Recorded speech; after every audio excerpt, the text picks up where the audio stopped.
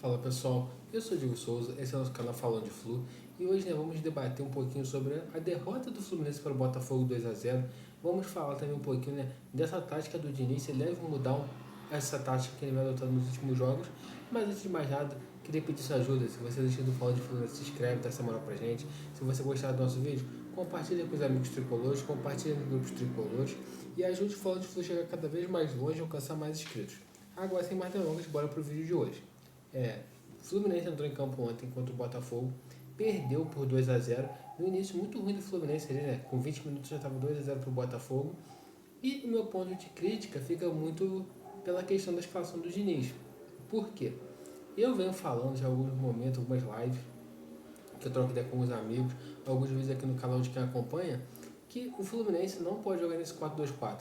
Foi uma formação que deu muito certo para jogar contra o time do Olímpia, que seria um time que se defenderia muito, e o Fluminense teria a chance de segurar a bola, de conseguir girar essa bola, não tinha necessidade de ter mais um homem de meio de campo para reforçar o meio de campo ali, povoar o meio de campo, e teria intensidade e qualidade no jogo. Porém, quando a gente joga com times que conseguem armar esse contra-ataque melhor, como foi o caso do Inter, como foi o caso do Botafogo hoje, times que têm uma melhor qualidade técnica, dificulta um pouco, porque o Paulo Henrique Ganso mais uma vez não fez um bom jogo, ele não consegue ser efetivo no combate no meio de campo, nem está conseguindo criar com o time jogando dessa forma. Então, para ter uma ideia, o Diniz fez a substituição de 28 minutos, até porque o Marlon também não fez uma boa partida, o Marlon entrou muito mal, inseguro, o Diniz saca logo o Marlon, recua o André para a defesa e coloca o Alexander para tentar dar uma sustentação melhor no meio de campo, só que também, ao meu ver, o André indo para a defesa prejudicou um pouco a questão da criatividade do Fluminense, tanto que o Fluminense tomou os 2 gols e depois não conseguiu criar tanto, ele teve uma outra chance, mas não conseguiu ser efetivo. Hoje o time do Fluminense também não teve uma tarde muito inspirada, o time não estava jogando bem, estava errando passes bobos, mas o que eu acho que tem que ficar claro de uma vez por todas na cabeça do Diniz, até mesmo de alguns torcedores que são mais radicais. Cara, 4-2-4, nem pensar. Final da Libertadores, então, nem pensar. Você tem que ter um meio de campo um pouquinho mais preenchido ali, né? Alexander e André. O Paulo Henrique Ganso não abriu mão do Paulo Henrique Ganso. Deixa o John Kennedy pro segundo tempo. Pra gente ter um meio de campo melhor. O time não ficar tão exposto. Não tomar tantos contra-ataques. Outra coisa também que ficou clara pra mim. Precisamos recuperar o Felipe Melo para a final da Libertadores sem problema físico ali, para que ele possa aguentar jogar ali, né, boa parte do jogo, porque o Marlon hoje, mais uma vez, tem uma partida muito abaixo, muito ruim, tanto que foi substituído com 28 minutos.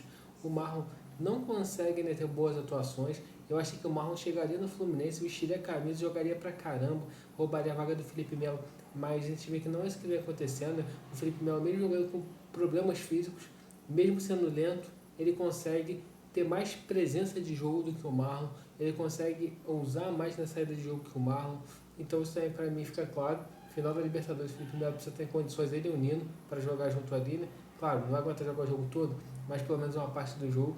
Então isso fica claro para mim, de certa forma. E já pensando um pouquinho, né, na sequência do Campeonato Brasileiro, o Fluminense pode terminar o Campeonato Brasileiro na nona colocação, a rodada na nona colocação, dependendo dos resultados. O Fluminense vai precisar, né, na volta, vencer as partidas. Ainda faltam acho que 2 jogos ou 3 jogos, são 3 jogos, né, antes da final da Libertadores, porque o que acontece? Agora vai parar para a data FIFA, né? O Brasil joga na sexta, se não me engano, quinta ou sexta contra a Venezuela e na outra terça contra o Uruguai. O Campeonato Brasileiro volta, né, na semana seguinte. O Fluminense vai jogar na quinta-feira, dia 19, contra o Corinthians. O jogo foi até uma alteração na data, seria dia 18.